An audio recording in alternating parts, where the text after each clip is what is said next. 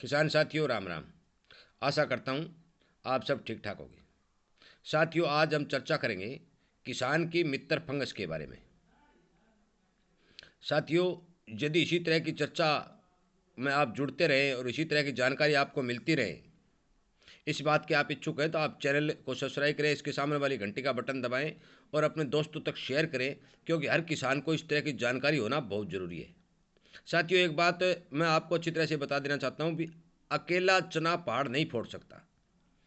मैं अकेला आदमी चाहे कितना ही जोर लगा लूँ, चाहे कितनी ही कोशिश कर लूँ, फिर भी किसान को पूरी की पूरी जानकारी मैं अकेला नहीं पहुंचा सकता, क्योंकि करोड़ों किसानों तक एक आदमी अपनी आवाज़ अकेला नहीं पहुंचा सकता। इसलिए आपका सहयोग और साथ बहुत ज़रूरी है।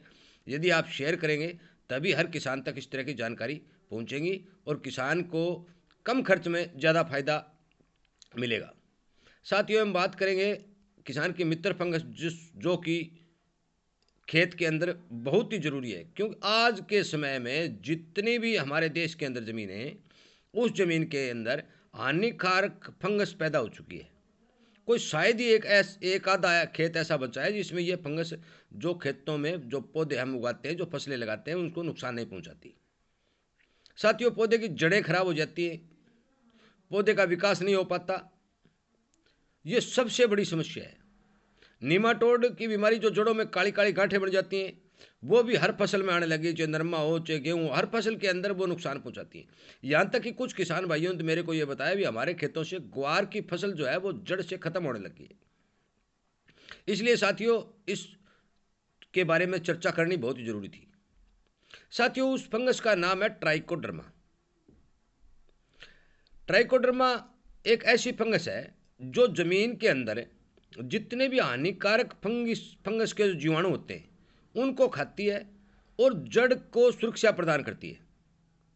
यदि जड़ सुरक्षित रहती है तो पौधा अपने आप अच्छा विकास करता है।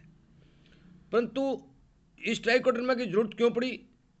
क्योंकि हमने जितने भी रासायनिक खादों का उपयोग किया, जहर का उपयोग किया, उन सब के प्रयोग से खेती में कार्य करने वाले जो खेती की उपजाऊ शक्ति बढ़ाते हैं, वो जीवाणु जो बहुत ही सूक्ष्म जीवाणु होते हैं, उन्हें बिना इलेक्ट्रॉनिक सूक्ष्मदर्शी से हम नहीं देख सकते। उन जीवाणुओं की तो कमी आई जिस तरह पीएसबी है, एक्जोबैक्टर, राइजोबियम है, इन सभी जीवाणुओं की तो कमी आई है। इसके साथ साथ जो हमारी जो मित्र फंगस थी, जो पौधे को सुरक्षा प्रदान करती थी, उस फंगस की भी बहुत ज़्यादा कमी हमारी ज़मीन में देखी गई है। और इसके साथ ये भी मैं बता दूं, इस समय इस चर्चा का ये भी एक कारण बनता है कि यदि हम ट्राइकोडर्मा मित्र फंगस को अपने खेत के अंदर चलाना चाहते हैं या उनकी संख्या बढ़ाना चाहते हैं, क्योंकि जब संख्या बढ़ेगी तभी तो वो हानिकारक फंगस को खाएगी, तो उसका उचित समय होता है। और समय वो साल में केवल 2 बार आता है। पहला जो समय आता है वो हम वर्षा ऋतु के समय, शाम के समय यदि हम खेत में उस फंगस को पहुंचाते हैं तो वो अच्छा ग्रो करती है। और दूसरा है 15 जनवरी से पूरी फरवरी, 1.5 महीने तक। यदि हम इस समय इस फंगस को खेत में चलाते हैं तो ये अच्छा ग्रो करती है। साथियों, जब आप एक उदाहरण के तौर पर मैं बताना चाहता हूं कि हानिकारक फंगस वाले 1 करोड़ जीवाणु जो पौधे को खा रहे हैं और हमारी जो मित्र फंगस है वो जो 10,000 हैं, तो उनसे वो निपट नहीं सकते। इसलिए हमें हमारे मित्र फंगस की संख्या बढ़ानी पड़ेगी। और मित्र फंगस की संख्या जब हम बढ़ाएंगे तो हमें फिर कृत्रिम चीज़ों का सहारा लेना पड़ेगा। तो बहुत से किसान भाई भी ट्राइकोडर्मा जो बना रहे हैं, उन्होंने ट्रेनिंग ली है, वो भी तो हमें उपलब्ध करा रहे हैं। और बहुत सी कंपनियों वाले भी ट्राइकोडर्मा हमें उपलब्ध करा रहे हैं। ट्राइकोडर्मा चलाने का समय जो मैंने आप लोगों को बताया है, यही उचित समय होता है। एक वर्षा ऋतु के बाद, एक 15 जनवरी से पूरी फरवरी। इसके लिए ट्राइकोडर्मा 2 फॉर्म में आता है, एक लिक्विड में आता है और एक आता है पाउडर फॉर्म में। यदि साथियों आप पाउडर फॉर्म वाले लेते हैं तो आपको गोबर की गली हुई सड़ी खाद के अंदर उसको मल्टीप्लाई करना पड़ेगा। 5-10 दिन उसको मल्टीप्लाई करें और फिर नमी वाले खेत में इसको छिंटे के द्वारा छिड़क दें। ये अपने आप ज़मीन में चली जाएगी और ग्रो करना शुरू कर देगी। दूसरा, यदि आप लिक्विड वाला लेते हैं तो आपको उसमें गुड़ के अंदर मल्टीप्लाई करके और उसमें उसको पानी के साथ चलाना पड़ेगा। आप इस ये कित डोज की इसमें कोई पाबंदी नहीं है, आप कितनी ही चला सकते हैं। मान के चलो आप 1 किलो गुड़ है, और आधा लीटर ट्राइकोडर्मा जो लिक्विड वाले लेते हैं और 100 लीटर में 200 लीटर पानी में इसको मल्टीप्लाई करते हैं और खेत में चलाते हैं तो भी कोई दिक्कत नहीं। यदि 2 किलो गुड़ लेते हैं और 500 लीटर में चलाते हैं तो भी कोई दिक्कत नहीं। इसी तरह खाद वाली बात है, यदि खाद आप 1 कुंटल में मल्टीप्लाई करते हैं तो कोई दिक्कत नहीं, 10 कुंटल में करते हैं तो कोई दिक्कत नहीं। उसको कोई लिमिट नहीं है, हर आदमी इसमें चला सकता है। जो किसान भाई ड्रिप के माध्यम से खेती करते हैं वो ड्रिप में भी इसको चला सकते हैं, क्योंकि गुड़ के अंदर मल्टीप्लाई हो जाता है तो उसके बाद में ड्रिप के अंदर इसको डाल के चलाया जा सकता है। फुहारे में भी इसको चलाया जा सकता है, हर तरह से इसको खेत में दिया जा सकता है। परंतु साथियों एक बात इसमें ध्यान रखने वाली बात है कि बहुत से किसान भाई ये कहते हैं कि हमने ट्राइकोडर्मा चलाया, हमें रिजल्ट नहीं मिला।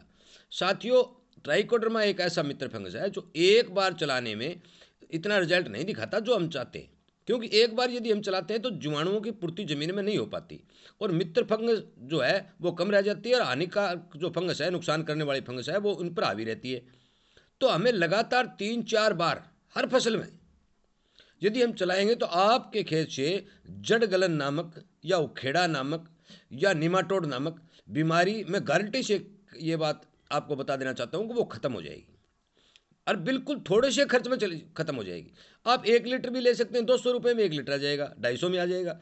और 1 लीटर का आप 100 लीटर भी बना सकते हैं, क्योंकि उसको 1 लीटर को 100 लीटर गुड़ में के पानी में मल्टीप्लाई करिए, उसमें डाल दीजिए और 4-5 दिन तक उसको रखिए। तापमान के हिसाब से जो जीवाणु हैं वो गुड़ को खाएंगे और वो बढ़ेंगे। तो वो उसका मतलब गुड़ के अंदर उसको डालना, जीवाणुओं को बढ़ना, इसी को तो मल्टीप्लाई कहते हैं। दूसरा एक और मैं बता दूं कि जो पाउडर फॉर्म वाला है वही का, यदि आप 1 कुंटल गोबर की खाद में उसको डालते हैं, 1 किलो पाउडर लेते हैं, वो उसमें मिला देते हैं, तो 5-10 दिन तक उसको ढक के आप रखते हैं, थोड़ी नमी उसमें बनाए रखते हैं, तो वो आपका 1 कुंटल में पूरे जीवाणु उपलब्ध हो गए, तो आपका 1 कुंटल बन गया।